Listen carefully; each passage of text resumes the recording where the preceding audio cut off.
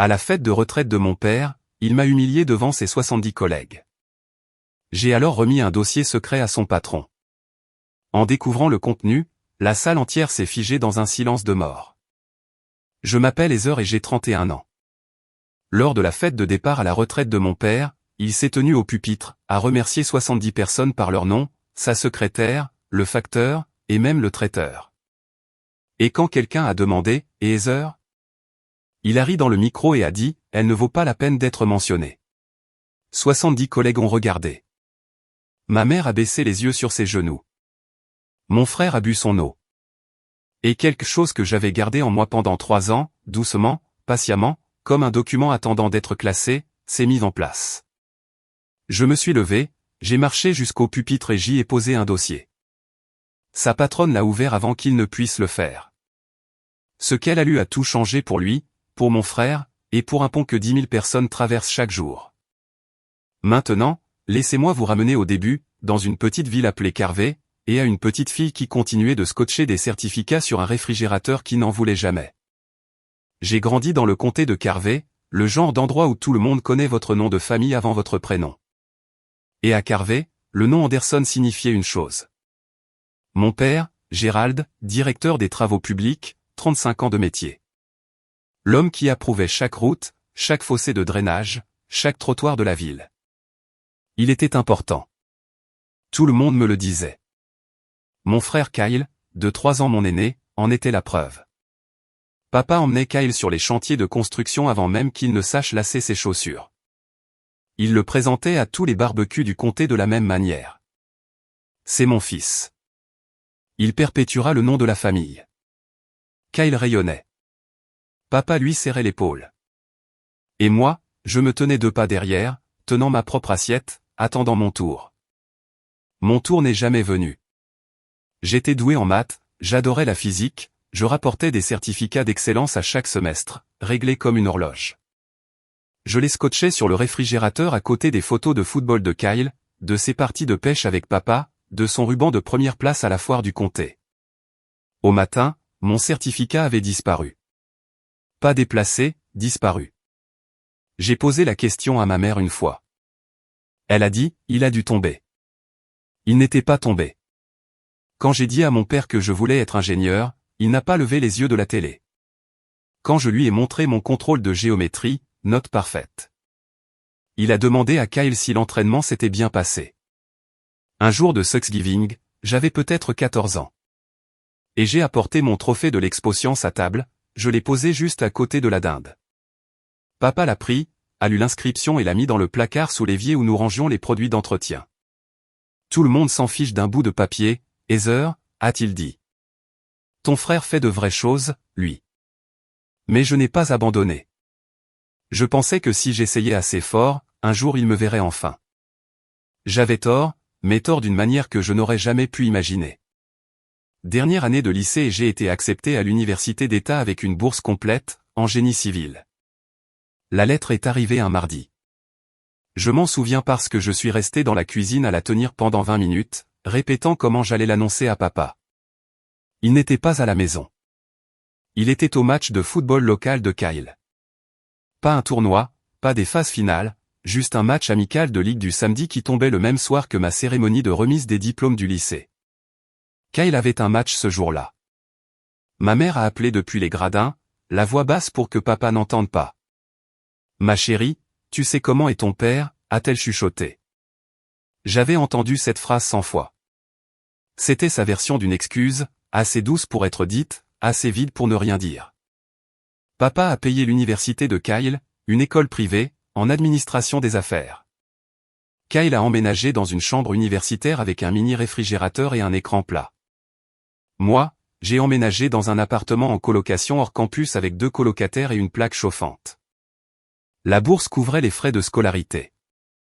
Tout le reste, les livres, la nourriture, l'essence, provenait du restaurant où je servais aux tables 4 soirs par semaine. Personne dans ma famille n'a mentionné ma spécialité. Pas une seule fois. Pas quand j'ai été sur la liste d'excellence du doyen. Pas quand j'ai obtenu la bourse de recherche de premier cycle. Pas quand j'ai été nommé première de ma promotion en analyse structurelle. Mais ils ont mentionné la promotion de Kyle. À chaque Thanksgiving, chaque Noël, chaque appel téléphonique. Le Thanksgiving où j'ai obtenu mon diplôme, à 22 ans, avec mention magna cum laude, licence en génie civil. Papa a découpé la dinde et a dit, « Oh, une ingénieure. Qu'est-ce que tu vas construire? Des ponts? » Puis il a ri. Kyle a ri aussi. J'ai souri et j'ai passé la sauce. Le plus drôle, c'est qu'il avait raison. J'allais construire des ponts, ou plus précisément, j'allais réparer celui qu'il a failli détruire. Après la remise des diplômes, j'ai déménagé à Ridgemont, à 45 minutes à l'est de Carvey, assez loin pour respirer. J'ai décroché un poste junior chez Marsh & Callaway Engineering. Petite entreprise, travail sérieux, pont, viaduc, infrastructure municipale. Ma patronne, Hélène Marsh, associée fondatrice, 55 ans, le genre de femme qui pouvait lire un calcul de charge comme la plupart des gens lisent un menu, a vu quelque chose en moi très tôt. Elle m'a encadré, poussé, m'a obligé à être présente aux réunions avec les clients quand je voulais me cacher derrière des feuilles de calcul. J'ai réussi mon examen de PE, ingénieur professionnel, à 27 ans. Ingénieur professionnel dans mon domaine. C'est la licence qui dit qu'on vous fait confiance pour tamponner des plans qui maintiennent les gens en vie. Ponts, hôpitaux, écoles. Votre signature signifie que si ça s'effondre, c'est sur vous que ça retombe. J'étais l'une des plus jeunes PE de l'histoire de l'entreprise. J'ai appelé à la maison pour partager la nouvelle. Papa a décroché. J'ai eu mon PE, ai-je dit. Silence. Puis, HM. Kyle vient d'être promu. Kyle avait été embauché dans le département de papa, coordinateur de projet au bureau des travaux publics du comté. Aucun diplôme d'ingénieur requis. Papa a tiré les ficelles. Tout le monde à Carvey le savait. Personne ne le disait. J'ai raccroché le téléphone et je suis resté assise dans ma voiture pendant 15 minutes. Et pour la première fois, oui, je me suis laissé penser à la chose que j'avais esquivée toute ma vie. Ce n'était pas que je n'en avais pas fait assez. C'était qu'il n'avait jamais voulu que je fasse quoi que ce soit. Cette même semaine, Hélène m'a donné un conseil que je ne comprenais pas encore tout à fait. Elle a dit, garde une copie de tout ce que tu signes. Tout. Chaque plan, chaque email, chaque révision. Ce n'est pas de la paranoïa. C'est du professionnalisme. J'ai écouté. J'ai classé. J'ai sauvegardé. Je ne savais pas que 2 ans plus tard, cette habitude changerait tout. 3 ans avant la fête de retraite, le comté de Carvey a commencé les travaux du pont de Millbrook. Si vous n'êtes pas du coin, vous devez comprendre ce que ce pont signifiait. La route de Millbrook était l'artère principale reliant le côté nord du comté, 2 écoles, l'hôpital régional, une maison de retraite à l'autoroute. L'ancien pont avait 60 ans, était soumis à des restrictions de poids et gémissait chaque fois qu'un bus scolaire le traversait. Le remplacer n'était pas une option. C'était une question de survie.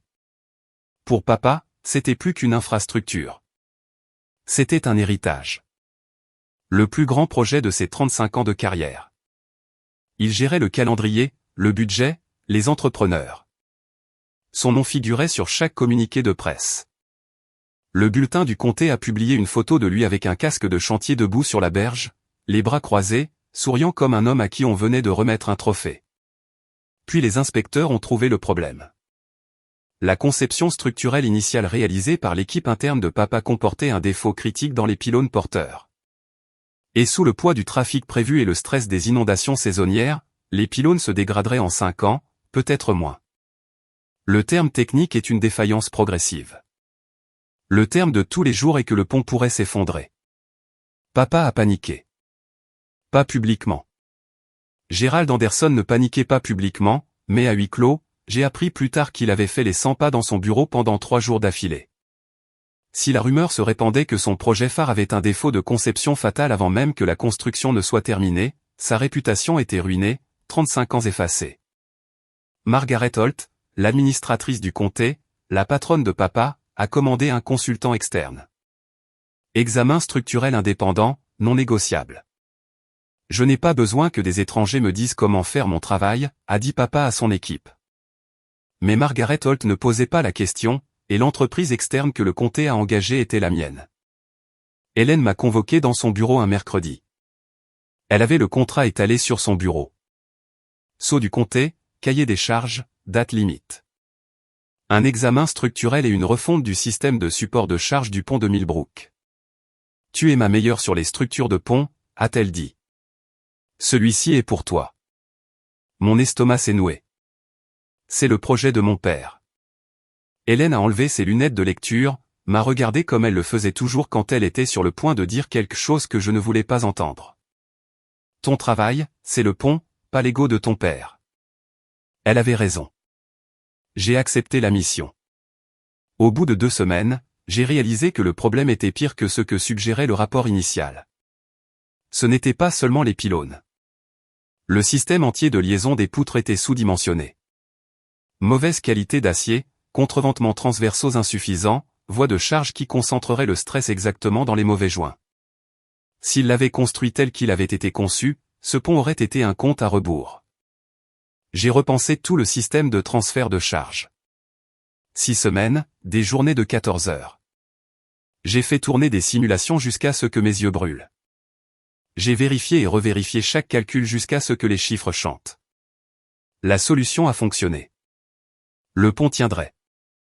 Quand papa a découvert que sa fille était l'ingénieure consultante, que c'était moi qui avais trouvé les erreurs de son équipe et réécrit leur plan, il ne m'a pas remercié.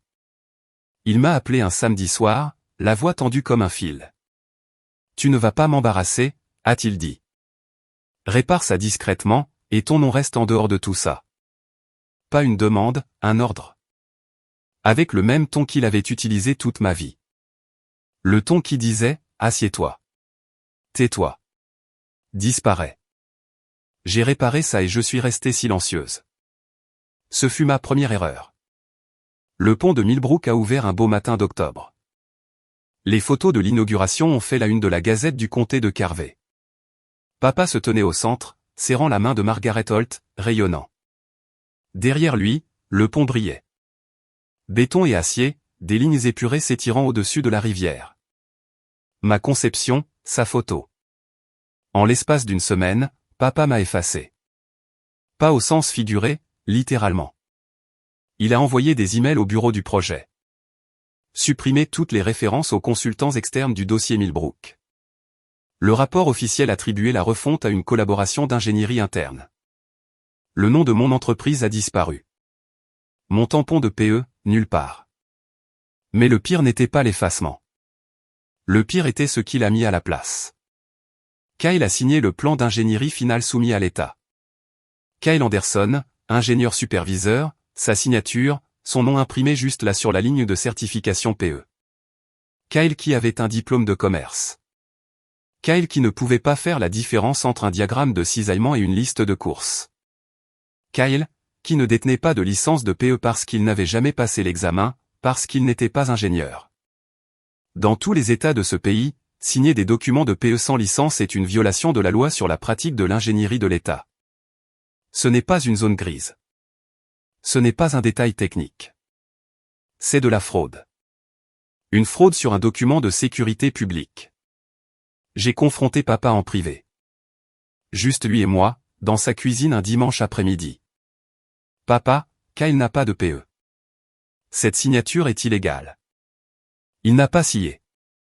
Mêle-toi de tes affaires. Personne ne t'a rien demandé. Alors voilà. Mon choix. Parler. Détruire ma famille. Envoyer mon père et mon frère dans un cauchemar juridique. Rester silencieuse. Devenir complice d'une fraude sur un pont que des bus scolaires traversent chaque matin. J'ai choisi le silence parce qu'ils étaient ma famille. Parce que je croyais encore qu'un jour papa dirait merci. 3 ans ont passé. Il n'a jamais dit merci. Il a dit quelque chose de bien pire devant 70 personnes. L'invitation est arrivée dans une enveloppe de couleur crème, papier cartonné épais, lettres dorées. Vous êtes cordialement invité à célébrer 35 ans de service distingué. Gerald R. Anderson, directeur des travaux publics, comté de Carvey. Je l'ai tenu longtemps. 3 ans de silence. 3 ans à regarder papa s'attribuer le mérite de mon travail. 3 ans de fête où personne n'a mentionné le pont ou ma carrière ou le fait que j'existais dans une quelconque capacité professionnelle et maintenant une invitation. Ma mère avait appelé la semaine précédente. Ton père adorerait te voir là-bas, a dit Donna. Vraiment? Je n'en étais pas sûr.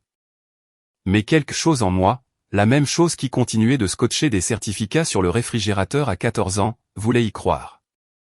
Peut-être que la retraite l'adoucirait. Peut-être que sans le travail, sans le titre, sans le besoin de se donner en spectacle, il serait juste un père. Mon père.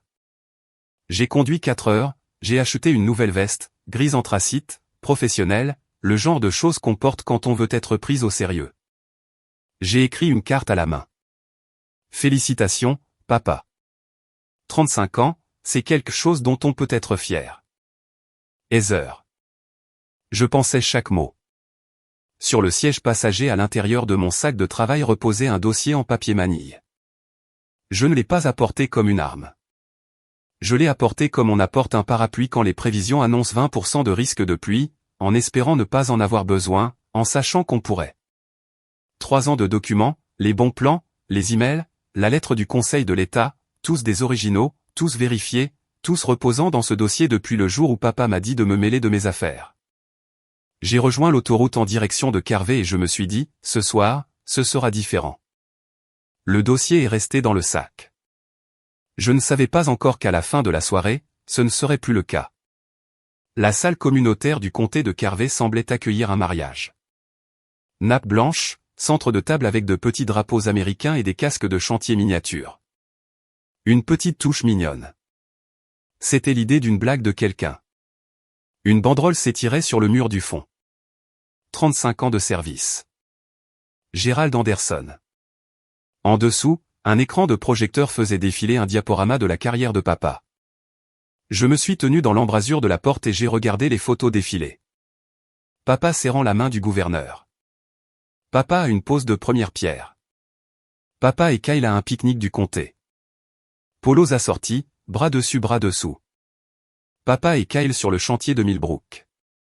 Papa et Kyle à Noël. 40 photos. J'ai compté. Pas une seule ne m'incluait. Ah, il y avait bien une photo de famille. Je me souvenais du jour où elle avait été prise. Le 16e anniversaire de Kyle. J'étais debout sur le côté gauche de papa, mais la version à l'écran était rognée. J'avais disparu. J'ai trouvé ma place à la table du fond, près de la porte, la table la plus proche de la sortie. Je n'ai pas réfléchi à ce que cela signifiait avant plus tard. Maman m'a repéré à l'autre bout de la pièce. Elle m'a fait un signe de la main, un petit battement de doigts, mais ne s'est pas levé. Kyle était assis à la table d'honneur avec papa, serrant la main des responsables du comté dans son costume trop serré aux épaules. Il ressemblait à un homme jouant un rôle qu'il avait répété toute sa vie. Papa m'a vu. Nos regards se sont croisés à travers 20 mètres de nappe blanche et de flammes de bougies. Il m'a fait un signe de tête, le genre qu'on fait à une vague connaissance au supermarché. Rapide, poli, oubliable. Une femme à ma table s'est penchée. « Êtes-vous la fille de Gerald ?» J'ai dit oui, ses sourcils se sont levés. « Oh, il n'a jamais parlé de vous. Il n'avait jamais parlé de moi. » J'aurais dû y être habitué maintenant. Mais l'entendre de la bouche d'une étrangère, ça a fait un effet différent. Margaret Holt a pris le pupitre à 19h30 pile, grande, aux cheveux argentés, le genre d'autorité que l'on ressent avant de la voir. Elle a tapoté le micro 2 fois. Bonsoir à tous. Nous sommes ici ce soir pour honorer un homme qui a façonné les infrastructures de ce comté pendant 35 ans. Sous sa direction, nous avons vu le pont de Millbrook, l'expansion de la route 9, et la refonte du drainage du centre-ville, des projets qui nous survivront à tous. Elle a souri. Veuillez vous joindre à moi pour accueillir Gerald Anderson. Les applaudissements ont rempli la salle. Papa s'est levé de la table d'honneur, a boutonné sa veste et a marché jusqu'au pupitre comme s'il avait marché vers des pupitres toute sa vie. Confiant, mesuré, maître de lui. Il a commencé par une blague sur les nids de poules. Les gens ont ri, puis il est devenu sérieux. Je tiens à remercier certaines personnes. Mon cœur a battu un peu plus vite. Il a remercié Donna en premier. Mon rock. Mes 40 ans de tolérance face aux nuits blanches et aux bottes boueuses. Maman a essuyé ses yeux. La salle a applaudi. Il a remercié Kyle. Mon fils, l'avenir de cette famille. Je suis fier de dire qu'il reprend le flambeau là où je l'ai laissé. Kyle s'est levé brièvement. Plus d'applaudissements. Il a remercié Janet, sa secrétaire depuis 22 ans. Elle a organisé ma vie mieux que je ne l'aurais jamais pu. Il a remercié Bill le facteur, le traiteur par son prénom, Rosa, le gardien de nuit, Pete, le gars qui a réparé le photocopieur, et chaque nom était une pierre, et je m'enfonçais à la table du fond. Il a fait une pause, a balayé la pièce du regard, a souri. Je pense avoir remercié tous ceux qui comptent. Il a posé le micro et, de quelque part dans la dernière rangée, une voix que je n'ai pas reconnue, quelqu'un a crié « Et Heather ?» 70 personnes se sont tournées pour regarder mon père. Et mon père, le micro encore chaud dans sa main, a ri. Il a repris le micro, l'air de rien, comme si quelqu'un avait posé une question sur la météo, il a regardé vers ma table, pas moi, vers moi, comme on jette un coup d'œil à un meuble, et il a dit. Elle ne vaut pas la peine d'être mentionnée. Quelques mots, un micro, 70 témoins. La salle n'a pas halté. Ça n'arrive que dans les films. Ce qui s'est réellement passé était pire. Le silence. Ce type spécifique de silence où tout le monde baisse les yeux sur son assiette en même temps. Les fourchettes se sont arrêtées. Les verres se sont figés à mi-chemin des lèvres. Quelqu'un a toussé. Maman a baissé la tête. Je pouvais voir ses mains croisées sur ses genoux se serrant l'une l'autre jusqu'à en blanchir. Kyle. Je l'ai regardé. Il n'a pas bronché, ne s'est pas retourné. Il a pris son verre d'eau et a bu comme si de rien n'était, comme si sa sœur ne venait pas d'être effacée devant tous les contacts professionnels que leur père avait jamais eus. 70 personnes l'ont entendu. Pas une n'a dit un mot. Et dans ce silence, j'ai compris quelque chose autour de quoi je tournais depuis 31 ans. Leur silence n'était pas un accord. Mais ce n'était pas non plus une protection. Ce n'était rien. Et ce rien, quand vous avez besoin que quelqu'un prenne votre défense, c'était la même chose que de se ranger de son côté. 3 ans. 3 ans que j'avais gardé ce dossier dans le tiroir de mon bureau. 3 ans à attendre qu'il appelle, qu'il reconnaisse, qu'il dise les 2 mots qui auraient tout changé. Et sa réponse, diffusée par un système de sonorisation à chaque ingénieur, entrepreneur et fonctionnaire du comté de Carvey, était « pas la peine d'être mentionné ». Quelque chose a basculé en moi. Ni de la colère, ni de la tristesse, de la clarté. Le genre de clarté qui ne brûle pas. Elle se concentre comme une lentille, tirant la lumière en un seul point net. J'ai regardé mon sac. Le dossier était à l'intérieur. Il y était depuis 3 ans. Plus maintenant. Je me suis levé. La chaise a raclé sur le parquet. Un bruit plus fort qu'il n'aurait dû l'être. Ou peut-être que la pièce était juste très silencieuse. Maman a attrapé mon bras, ses doigts se sont refermés sur mon poignet, doucement comme elle le faisait toujours, comme si la douceur compensait tout ce qu'elle ne disait jamais. Assieds-toi, ma chérie. Ne fais pas un scandale. J'ai regardé sa main, puis son visage, et pour la première fois de ma vie, je n'ai pas fait ce qu'elle demandait. Je ne fais pas un scandale, maman. Je ne m'assois juste plus. J'ai libéré mon poignet. Pas brusquement, lentement. Comme on pose quelque chose qu'on porte depuis trop longtemps. J'ai plongé la main dans mon sac et j'ai sorti le dossier. En papier manille, ordinaire, du genre qu'on achète par paquet de 10 au magasin de fourniture de bureau. Il ne pesait presque rien dans ma main. Ouais, mais il contenait 3 ans de silence. Chaque plan, chaque email, chaque preuve de mon existence dans l'histoire que mon père avait passé sa carrière à réécrire. J'ai marché entre les tables, côté gauche, côté droit, tissu blanc et lumière de bougie, et 70 paires d'yeux me suivant comme si je traversais un tribunal. Mes talons cliquetaient sur le parquet, réguliers, un pas à la fois. Je pouvais entendre la voix d'Hélène dans ma tête, tirée d'une conversation d'il y a des mois, quand j'avais failli tout déchiqueter. La vérité n'a pas besoin de crier. Elle a juste besoin d'être placée là où elle appartient. Papa se tenait au pupitre, le micro toujours à la main. Et à mesure que je me rapprochais, à 5 tables, puis 3, puis 1, j'ai vu sur son visage quelque chose que je n'avais jamais vu auparavant. Il avait l'air effrayé. Je suis monté sur l'estrade, me suis tenu à côté de lui, et j'ai dit doucement pour qu'ils doivent se pencher. Quelques mots avant de partir. Il y a une chose que papa a oublié de mentionner. Ma voix a porté. Pas parce que je l'avais élevée, parce que la salle était si silencieuse qu'un chuchotement aurait résonné. La mâchoire de papa s'est crispée. Heather, assieds-toi. À travers ses dents. Un ordre, pas une demande. Je ne me suis pas assise. J'ai posé le dossier sur le pupitre doucement, comme on pose un jeu de cartes, et je me suis tourné vers la table d'honneur. Madame Holt, ai-je dit, cela concerne le projet du pont de Millbrook. En tant qu'administratrice du comté, je crois que vous devriez voir ceci. Margaret Holt avait observé tout l'échange avec ce genre d'expression qui vient de 30 ans d'administration publique, posée, évaluatrice, ne laissant rien paraître. Mais quand j'ai dit Millbrook, quelque chose derrière ses yeux s'est aiguisé. Elle s'est levée, a marché jusqu'au pupitre, a tendu la main vers le dossier. La main de papa a jailli. Il a attrapé le bord. C'est personnel. Margaret n'a pas bronché. Elle a soutenu son regard comme on tient une porte. Ferme, définitif. Si cela concerne un projet du comté, ce n'est pas personnel, Gérald. Elle a pris le dossier, l'a ouvert. La première page, mes plans structurels, le tampon PE et ma signature dans le coin inférieur droit, ont accroché la lumière du plafond. Elle a tourné à la page 2, les emails. J'ai regardé ses yeux bouger de gauche à droite, ses lèvres pincées. Page 3, la signature de Kyle sur le dépôt de l'État. Ingénieur superviseur. Elle a levé les yeux et je n'oublierai jamais ça. Elle ne m'a pas regardé.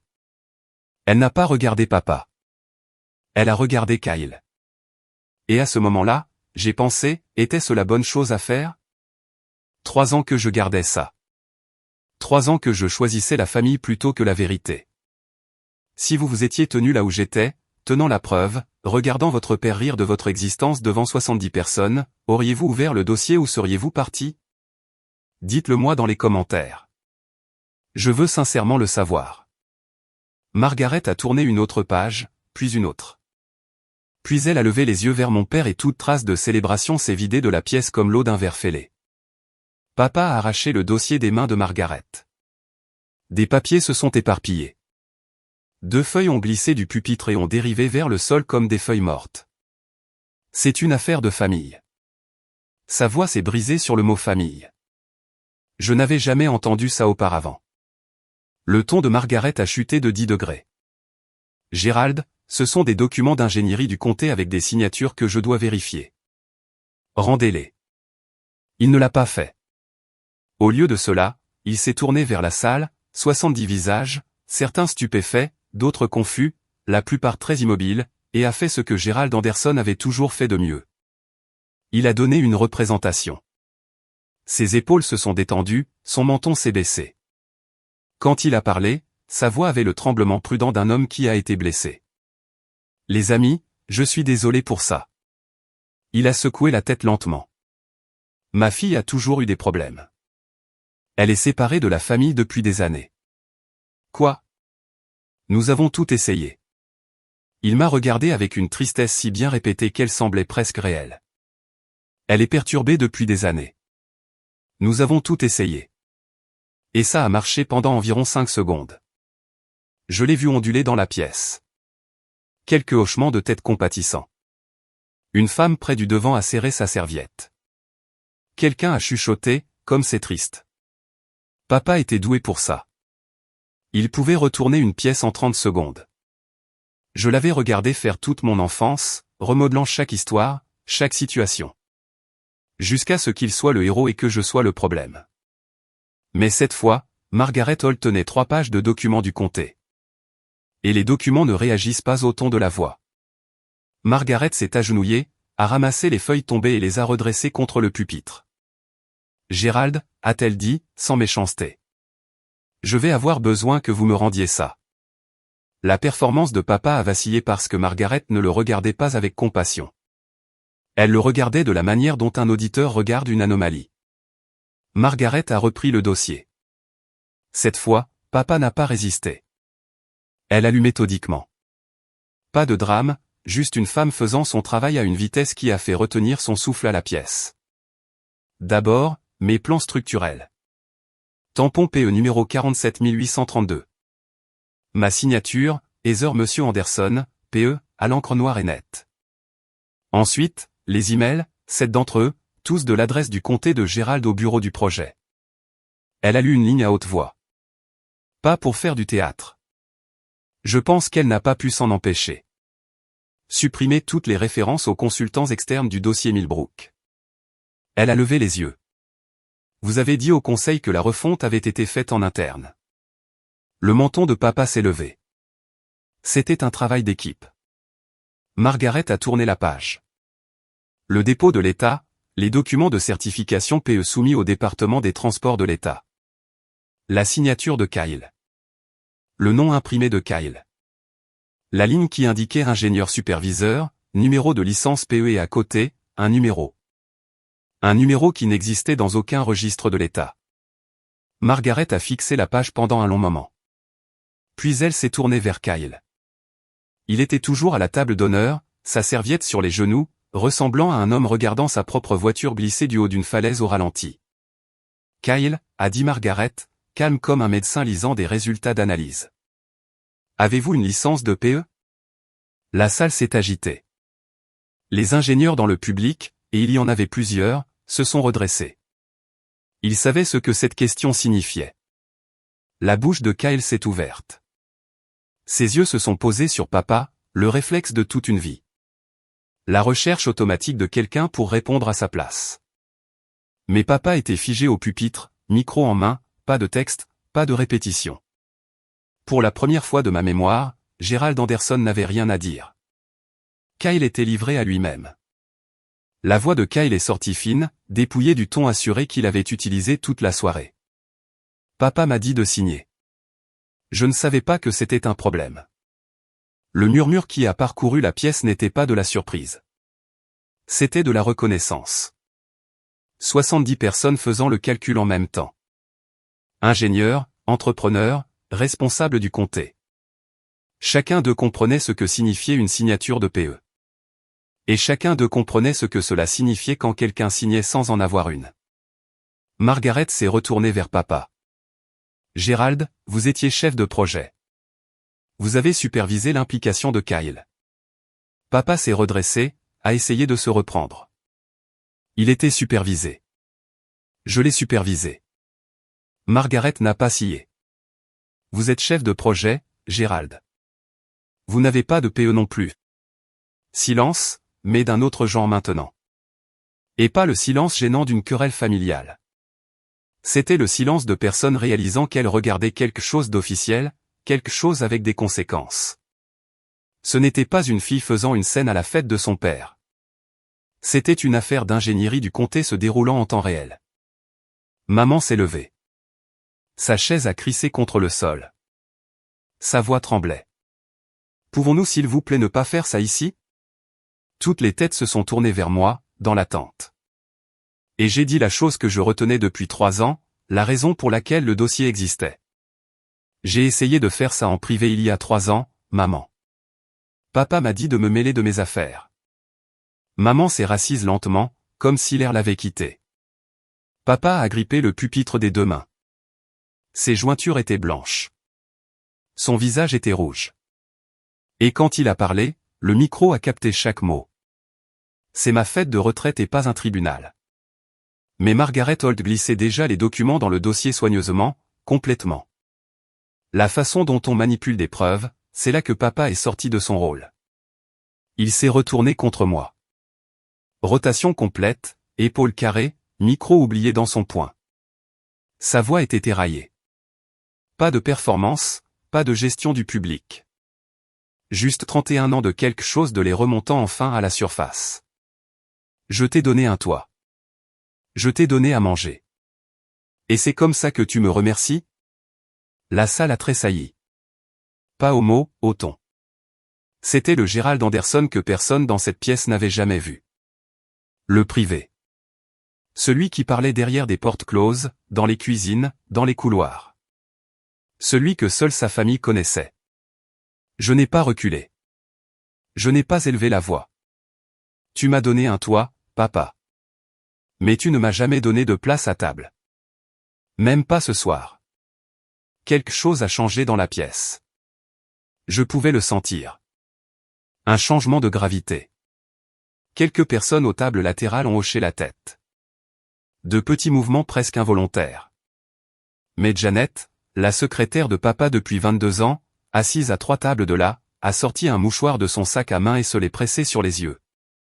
Papa a regardé autour de la pièce, cherchant, scrutant, cherchant un allié, un visage compatissant, quelqu'un pour soutenir sa version de l'histoire. Personne n'a croisé son regard. Kyle fixait la nappe. Le visage de maman était enfoui dans ses mains. Les fonctionnaires du comté à la table d'honneur étudiaient leurs assiettes comme s'ils lisaient des plans. Margaret Holt a fermé le dossier, puis l'a glissé sous son bras et a dit avec la précision d'une femme qui dirigeait ce comté depuis 12 ans. « Gérald, je devrais examiner cela avec le service juridique lundi. Je vous suggère de profiter du reste de votre soirée. » Tout le monde l'a compris. La fête était finie. Janet a attrapé mon bras alors que je descendais de l'estrade. Sa main était chaude. Ses yeux étaient humides. Je me suis toujours demandé qui avait vraiment réparé ce pont. Laissez-moi vous dire ce qu'il y avait dans ce dossier. Tout. D'abord, les plans de refonte structurelle pour le système de transfert de charge du pont de Millbrook. 23 pages, chacune d'entre elles portant mon tampon PE, numéro 47832, et ma signature. Heather Monsieur Anderson, PE. C'étaient les plans qui avaient remplacé la conception originale défectueuse, ceux qui garantissaient que le pont pourrait supporter des bus scolaires, des ambulances et des semi-remorques pour les 100 prochaines années. Deuxièmement, cet email du comté de Gerald Anderson au bureau de projet du comté de Carvey et chacun était une variation de la même directive. Retirer Marsh & Callaway Engineering du registre du projet. Supprimer les références aux consultants externes. Attribuer la refonte à une collaboration interne. Dans un email daté de 3 jours après l'ouverture du pont, il a écrit, et je n'oublierai jamais la formulation, nettoyez ça. Je ne veux rien qui dépasse. J'étais ce qui dépassait. Troisièmement, une lettre officielle du Conseil d'État des ingénieurs professionnels qui m'était adressée nommément, reconnaissant mon analyse structurelle exceptionnelle contribuant à la sécurité du pont de Millbrook. Le Conseil l'avait envoyé après avoir examiné le nouveau design dans le cadre de leur audit de routine post-construction. Papa n'a jamais été au courant de cette lettre parce qu'il n'a jamais posé la question. Quatrièmement, les résultats de l'audit interne que j'avais obtenu par le biais d'une demande de dossier public, Freedom of Information Act, tout à fait légal. Et ces résultats montraient que Kyle Anderson avait signé des documents certifiés PE à 3 reprises distinctes sans détenir de licence PE, une violation claire de la loi sur la pratique de l'ingénierie de l'État. Je n'ai pas apporté ce dossier à la fête pour me venger. Je l'ai apporté parce qu'il y a 3 ans, mon père m'a dit de me mêler de mes affaires. Ce soir, il a dit à 70 personnes que je ne valais pas la peine d'être mentionné et j'ai décidé que s'il ne disait pas la vérité, les documents le feraient. Un tampon PE n'est pas une formalité. J'ai dit à personne en particulier et à tout le monde. Cela signifie qu'un ingénieur agréé assume la responsabilité légale de la sécurité publique. Kyle n'avait pas cette autorité. Papa le savait. Après que Margaret a fermé le dossier, elle s'est tournée vers moi. Pas avec pitié. Pas avec gratitude, avec quelque chose de plus rare, du respect professionnel. Mademoiselle Anderson, a-t-elle dit, j'aurais aimé savoir cela il y a 3 ans. Mademoiselle Anderson, pas Heather, pas la fille de Gerald, Mademoiselle Anderson, la façon dont on s'adresse à un collègue. Mais c'était la première fois que quelqu'un dans cette pièce prononçait mon nom comme s'il avait son propre poids, distinct de celui de mon père. L'onde de choc a commencé lentement. Tom Reeves, ingénieur principal dans le département de papa, 30 ans de métier, le genre d'homme qui ne parle que lorsqu'il a quelque chose qui vaut la peine d'être dit, a reculé sa chaise et s'est approché. Il a tendu la main. La refonte du transfert de charge, a-t-il dit. C'était vous? J'ai serré sa main. Oui. Il l'a tenu une seconde de plus. C'était un travail brillant. Derrière lui, 2 autres ingénieurs se sont levés. L'un d'eux, une femme que je ne connaissais pas, peut-être 40 ans, badge du comté sur le revers, a dit doucement, j'ai examiné ces plans l'année dernière pour l'évaluation de la maintenance. L'intégration du mur de cisaillement était. Je me demandais qui l'avait fait. Papa se tenait au pupitre, le micro toujours à la main, mais la pièce avait tourné comme une planète changeant d'axe, et il n'était plus au centre. Personne ne le regardait. Kyle était assis, figé, le visage blanc, son verre d'eau intact, suintant une auréole sur la nappe. Maman a tiré sur ma manche par derrière. Quand s'était-elle approchée? Sa voix était fine. S'il te plaît, rentrons à la maison. Je me suis tourné vers elle. Ma mère, la femme qui avait passé 40 ans à traduire la cruauté de papa en quelque chose de plus doux, quelque chose de supportable. Tu sais comment est ton père? J'ai dit, je rentre chez moi, maman. Chez moi. Et je le pensais dans tous les sens qu'une phrase peut avoir. J'ai pris mon sac sur la table du fond, la veste que j'avais achetée pour ce soir. Gris anthracite, professionnel, choisi avec soin, me semblait être une armure maintenant. J'ai marché vers la sortie. Régulier, ni vite, ni lentement. Comme on quitte un endroit où l'on ne reviendra jamais. Papa m'a rattrapé à la porte. Il a dû descendre de l'estrade rapidement car il était légèrement essoufflé. Sa main s'est refermée sur mon coude. Pas fort, mais assez fermement pour m'arrêter. Si tu franchis cette porte, tu n'es plus ma fille. Le couloir était vide, mais les portes principales étaient ouvertes et la moitié de la pièce pouvait nous entendre. Il le savait, il voulait qu'ils entendent. Une dernière tentative pour faire de moi la méchante. Je me suis tourné pour lui faire face. Mon père, 63 ans, 35 ans de service public, une carrière bâtie sur la gestion minutieuse de ce que les gens croyaient de lui. J'ai regardé sa main sur mon bras, puis ses yeux. Papa, ai-je dit, je n'ai pas été ta fille de toute ma vie. Ce soir, c'est la première fois que tu le dis à voix haute. Sa main est tombée. Et je ne sais pas à quoi je m'attendais. Une riposte, un déni, une explosion. Mais ce que j'ai eu, ce n'est rien. Gérald Anderson, l'homme qui avait toujours un discours, une diversion, un recadrage, se tenait dans l'embrasure de la porte de la salle communautaire du comté de Carvey sans plus rien avoir à dire. Je suis sorti. Je n'ai pas claqué la porte. Je n'ai pas regardé en arrière. L'air nocturne était frais. Les grillons d'octobre. Le parking à moitié plein. Les lumières fluorescentes bourdonnant au-dessus. Mon téléphone a vibré avant que je n'atteigne ma voiture. J'ai trouvé un texto d'un numéro que je ne reconnaissais pas. Margaret Holt. Pouvons-nous nous voir lundi? Il y a des choses dont je dois discuter avec vous professionnellement. Je suis monté dans ma voiture, j'ai tourné la clé et j'ai conduit. L'autoroute était vide. 4 heures de route sombre, de lignes blanches, de temps à autre une paire de phares venant de l'autre direction. Je n'ai pas allumé la radio, je n'ai appelé personne, j'ai juste conduit. Je pensais que je me sentirais satisfaite. Le mot vengeance suggère quelque chose qui a bon goût, doux, ou au moins piquant. Mais ce que j'ai ressenti en rentrant chez moi ce soir-là n'était pas de la satisfaction. C'était du vide. Pas le mauvais genre, le genre propre. Comme traverser une pièce qu'on a enfin fini de débarrasser après avoir passé des années à contourner le désordre. Vers la barre des 2 heures, j'ai appelé Hélène. Elle a décroché à la première sonnerie, ce qui signifiait qu'elle attendait. « Comment te sens-tu » a-t-elle demandé. J'y ai réfléchi. Vraiment réfléchi, comme si je venais enfin de rendre le dernier rapport. Elle a ri doucement, d'un air entendu. Le rire d'une femme qui en avait assez vu en 55 ans pour comprendre que certaines victoires ne ressemblent pas à des victoires. Elles ressemblent à la fin de quelque chose dont vous n'aviez pas réalisé que ça vous épuisait. Tu n'as pas brûlé les ponts, Heather, a-t-elle dit. Tu as juste prouvé qu'il avait réellement construit. J'ai souri. La première fois depuis des heures. Les kilomètres ont défilé. J'ai pensé au visage de papa quand Margaret a ouvert le dossier. Au silence de Kyle, à la main de maman sur mon poignet.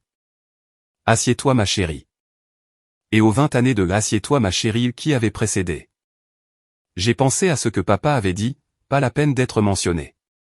Et j'ai réalisé qu'il avait peut-être raison. Pas de la façon dont il l'entendait, mais d'une manière différente. Je n'avais pas besoin d'être mentionné. Mon travail parlait de lui-même. Il avait toujours parlé de lui-même. J'avais juste attendu que la mauvaise personne écoute. Je suis rentré chez moi à 1 heure du matin. J'ai posé mon sac sur le comptoir. Il était plus léger maintenant. Le dossier avait disparu. Lundi matin, 9 heures dans le bureau de Margaret Holt au 3e étage du bâtiment administratif du comté de Carvey. Elle avait le dossier ouvert sur son bureau. À côté, un bloc-notes juridique avec 2 pages de notes déjà remplies de son écriture nette. Une tasse de café intacte, ce qui me disait que cette réunion avait commencé avant mon arrivée. Asseyez-vous, mademoiselle Anderson. Je m'assis. Margaret n'a pas perdu de temps. La lettre du Conseil d'État. C'est authentique. Vous pouvez les appeler directement. Mon numéro de licence est enregistré. Elle a pris une note. Et puis a levé les yeux. Pas comme une patronne, pas comme une enquêtrice, comme une personne. Pourquoi n'êtes-vous pas intervenu plus tôt? La réponse honnête était la seule réponse que j'avais. C'est mon père. Je pensais qu'il finirait par faire ce qu'il fallait. Margaret a hoché la tête lentement. Le genre de hochement de tête qui dit « Je comprends plus que vous ne le pensez ». J'ai transmis le dossier au bureau du procureur du comté, a-t-elle dit. Ils examineront le problème de la signature PE et les directives par email. J'ai également demandé un audit complet de tous les dossiers d'ingénierie des 10 dernières années sous la direction du département de Gérald. 10 ans, chaque projet que papa avait touché. Kyle, a-t-elle poursuivi, a été placé en congé administratif en attendant l'enquête. Il a été prévenu ce matin. J'ai senti quelque chose se serrer dans ma poitrine. Pas de la culpabilité. Pas exactement. Plutôt le poids de savoir qu'une chose que vous avez mise en mouvement a son propre élan. Maintenant, vous pouvez déclencher une avalanche. Vous ne pouvez pas la diriger. Margaret a appelé le Conseil d'État cet après-midi-là. Ils ont confirmé mon statut de PE, confirmé la lettre de reconnaissance et ouvert une enquête préliminaire sur les signatures sans licence de Kyle. Une enquête formelle suivrait. Les roues tournaient, et elle n'avait plus besoin de moi pour les pousser. 3 choses se sont produites dans les 2 semaines qui ont suivi la fête. Premièrement, le comté a annulé la cérémonie formelle de reconnaissance de Gérald, celle prévue pour le mois suivant. Et avec la plaque et la résolution encadrée et la photo avec le conseil du comté, le bureau de Margaret a publié une déclaration d'une ligne. La cérémonie a été reportée dans l'attente d'un examen interne. Dans une ville comme Carvey, cette phrase était une grenade. Deuxièmement, la plaque de bronze du pont de Millbrook, celle qui disait est dédiée à Gerald R. Anderson, directeur des travaux publics, a été retirée pour mise à jour. Tout le monde en ville est passé devant cet espace vide sur la rambarde du pont et a su exactement ce que cela signifiait. Et troisièmement, le conseil du comté a programmé une audience publique sur les procédures relatives aux documents d'ingénierie ouvertes au public. Point à l'ordre du jour, conformité de la certification PE dans les projets d'infrastructure du comté. Papa était à la retraite. Il ne pouvait pas être licencié. Mais la chose qu'il appréciait plus que n'importe quel chèque de paie, son héritage, son nom, l'histoire de Gerald Anderson que tout le comté avait accepté comme vérité pendant 35 ans était en train d'être réécrite en temps réel. Il m'a appelé un mercredi soir. J'ai failli ne pas répondre. Tu as détruit cette famille. Sa voix était atone. Pas de performance, pas de public, juste lui. Non, papa. Tu as construit une famille où un seul enfant comptait. J'ai juste arrêté de faire semblant que j'étais d'accord avec ça. Il a raccroché. Maman a appelé 1 heure plus tard. Ton père n'arrive pas à dormir. Il est dévasté. J'ai fermé les yeux. Je n'ai pas pu dormir pendant 3 ans, maman. Est-ce que quelqu'un a appelé pour prendre de mes nouvelles? Le silence. Le genre long. Le genre où l'on peut entendre quelqu'un réaliser que la réponse est non. Et ce non est suffisant. Elle a dit, je te rappellerai plus tard, ma chérie. Elle n'a pas rappelé pendant 1 mois. Kyle a appelé un samedi, en fin d'après-midi.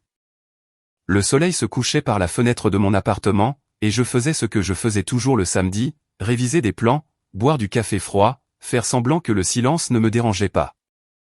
Son nom sur l'écran m'a fait faire une pause. Kyle et moi ne nous étions pas parlé directement sans papa comme modérateur depuis des années. Et sa voix était plus petite que dans mes souvenirs.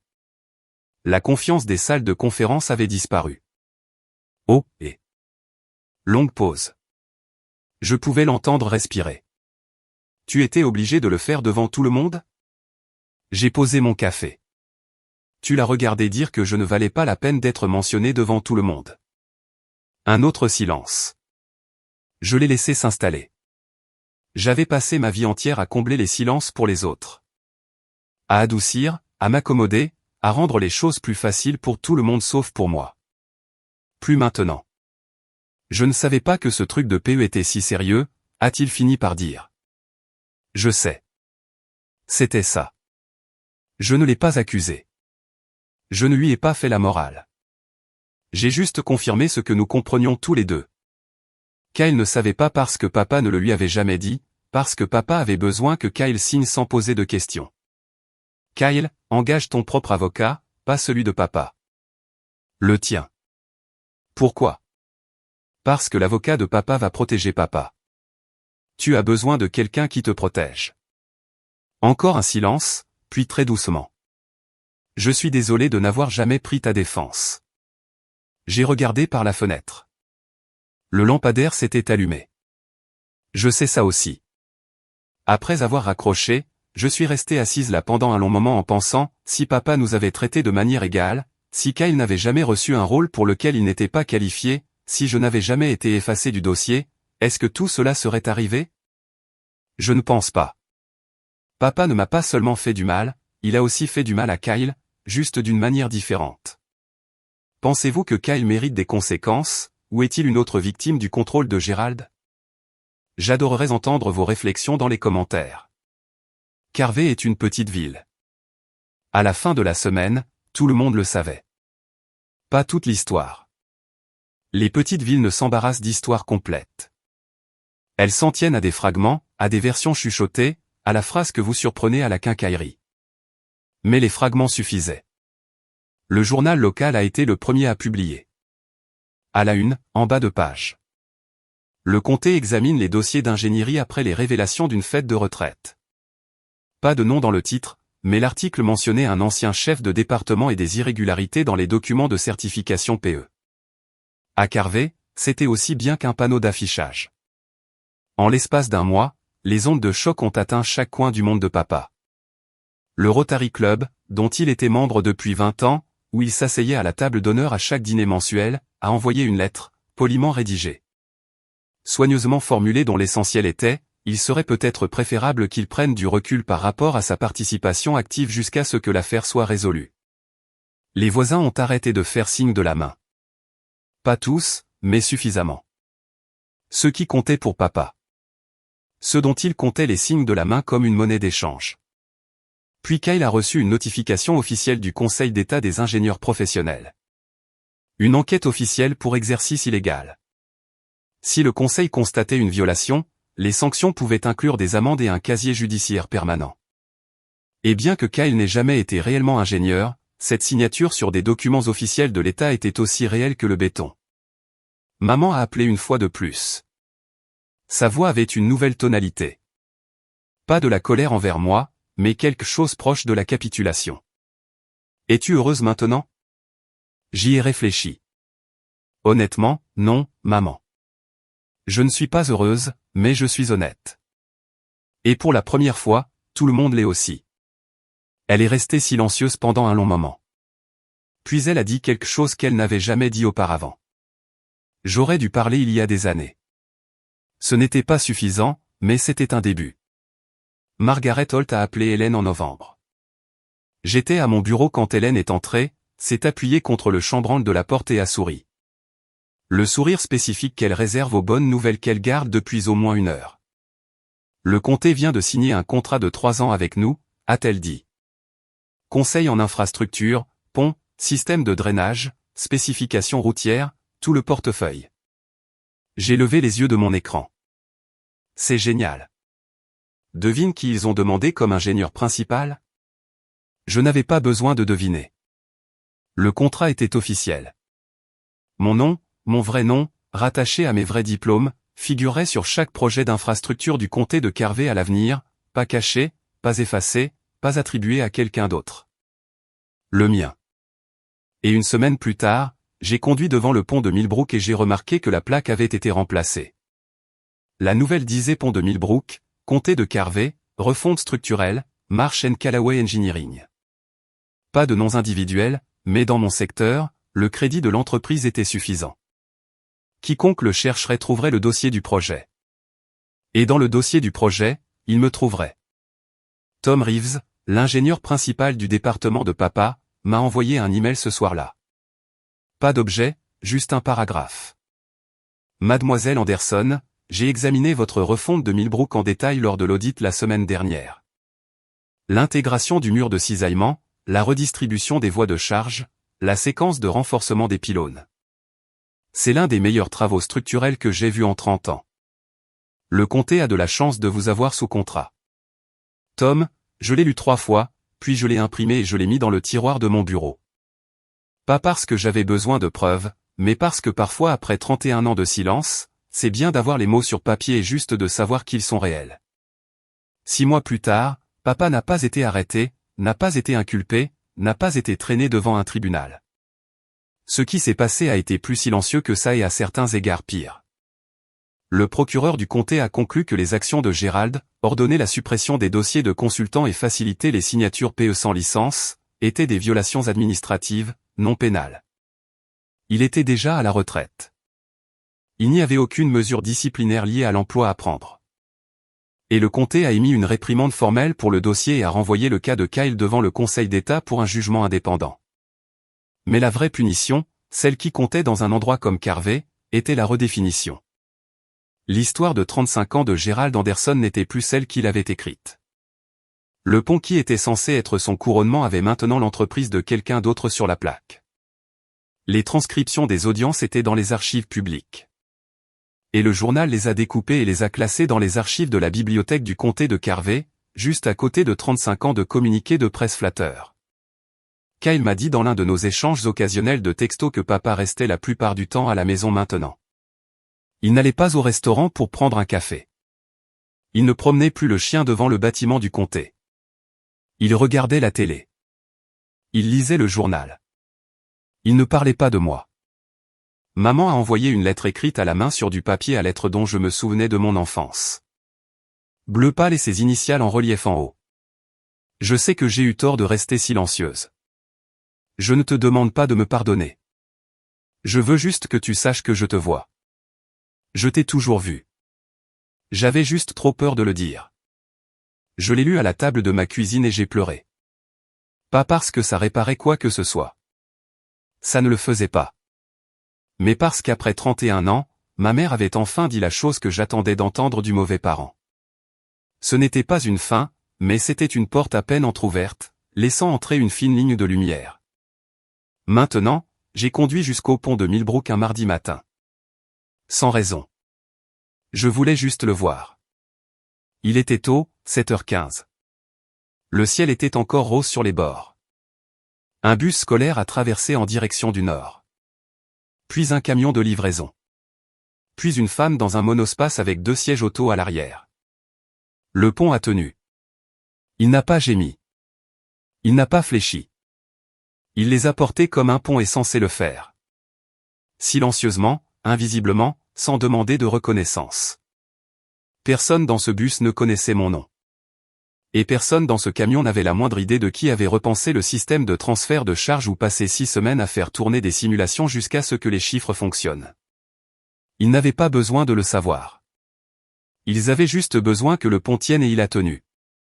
Je me suis tenu sur la passerelle et j'ai regardé en bas vers la rivière. L'eau était basse, début du printemps, la fonte des neiges encore dans quelques semaines. Les pylônes que j'avais repensés s'élevaient du lit de la rivière comme des sentinelles silencieuses. Je ne raconte pas cette histoire pour que vous pensiez que mon père est un monstre. Il ne l'est pas. C'est un homme. Un homme qui a grandi en croyant que les filles ne construisent pas de choses et qui a passé toute sa vie à s'assurer que cette croyance ne soit pas remise en question. Il avait tort. Mais il était humain. Et il y a une différence entre comprendre quelqu'un et accepter ce qu'il vous a fait. Je n'ai pas besoin qu'il appelle. J'ai passé 31 ans à attendre un appel téléphonique qui n'arriverait jamais. Et l'attente était sa propre forme de prison. J'ai fini d'attendre. Les limites ne sont pas des murs, ce sont des portes. Vous choisissez qui les franchit, vous choisissez quand. Et parfois, la chose la plus courageuse que l'on puisse faire n'est pas de se battre. C'est de déposer la vérité tranquillement devant les personnes qui ont besoin de la voir et de la laisser faire le reste. Voici où j'en suis maintenant. Ingénieur principal chez Marsh & Callaway. Le contrat avec le comté m'occupe beaucoup. 3 projets en cours. 2 autres en cours d'examen. Hélène menace sans cesse de me faire associer. Je n'arrête pas de lui dire de me donner encore 1 an. Mon appartement est le même. Petit, au 2e étage, rien d'extraordinaire. Ma voiture a toujours 140 000 miles au compteur, mais sur le mur au-dessus de mon bureau, encadré, centré, éclairé par la fenêtre, se trouve mon certificat PE. C'est la première fois que je l'accroche. Ça semble être une petite chose. Ça ne l'est pas. Maman et moi parlons 1 fois par mois. Des appels courts, des sujets légers, la météo, les potins du quartier, la nouvelle boulangerie dans la rue principale. Nous ne parlons pas de papa. Nous ne parlons pas de la fête, mais nous parlons. Et il y a une limite maintenant. Claire, douce et réelle que nous respectons toutes les deux. Papa n'appelle pas. Je ne m'attends pas à ce qu'il le fasse. Certains silences ne sont pas des punitions, ce sont des réponses. Et j'ai appris à accepter la réponse. Kyle envoie parfois des textos. Des choses simples. Et, comment vas-tu? Pas de point d'exclamation, pas d'émoji, juste pour prendre des nouvelles. Il a engagé son propre avocat, a coopéré avec le Conseil d'État, et pour la première fois de sa vie, a commencé à découvrir qui il était sans que papa ne dirige le spectacle. Aux dernières nouvelles, il prenait des cours du soir. Je n'ai pas demandé en quoi, mais j'étais contente. Je n'ai pas de fin hollywoodienne. Personne n'est apparu à ma porte avec des fleurs et des excuses. Personne n'a fait de grands discours sur à quel point ils avaient eu tort. La famille ne s'est pas réunie autour d'une table pour pleurer et se serrer dans les bras et promettre de faire mieux. Mais j'ai quelque chose que je n'avais jamais eu auparavant. La paix. Le genre de paix tranquille et solide. Le genre qui a du poids. Si vous écoutez ceci et que vous êtes resté jusqu'ici, ce qui me dit quelque chose sur vous, je veux dire une chose. Pas comme un conseil et pas comme une leçon, juste comme quelque chose que j'aurais aimé qu'on me dise il y a longtemps. Si vous êtes dans une famille où votre silence est confondu avec un accord, vous avez le droit de parler. Pas avec des cris, pas avec de la cruauté, avec la vérité. Une vérité simple, documentée, indéniable.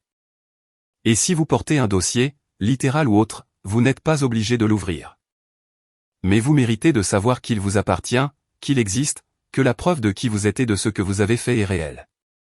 Et ce, même si les personnes les plus proches de vous refusent de le voir. Je traverse le pont de Millbrook tous les matins en allant au travail. Absolument tous les matins et à chaque fois que je sens la route sous mes pneus, lisse, solide, tenant bon, je sais 2 choses. Le pont tient debout, et moi aussi.